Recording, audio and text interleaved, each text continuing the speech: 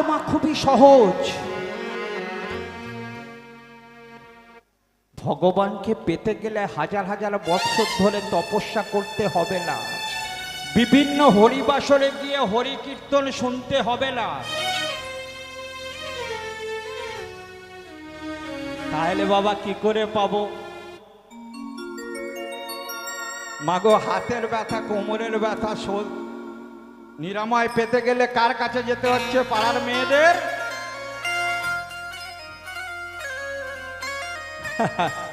এটাও খোঁজ রাখেন না, পাড়াতে পাড়াতে মিটিং বসে, যিশুদার মিটিং।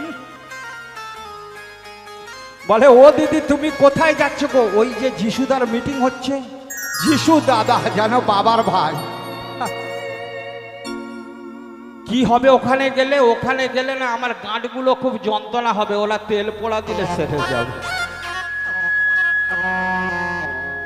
ভাবুন আমরা কতটা মূর্খ। কারণ কেবলমাত্র সনাতন ধর্মে ভগবান পৃথিবীতে আবির্ভূত হয়েছে, আর কোন ধর্মে নয়। দাদা এত বড় কথা বললেন। হ্যাঁ গো বাবা, যিশুদাকে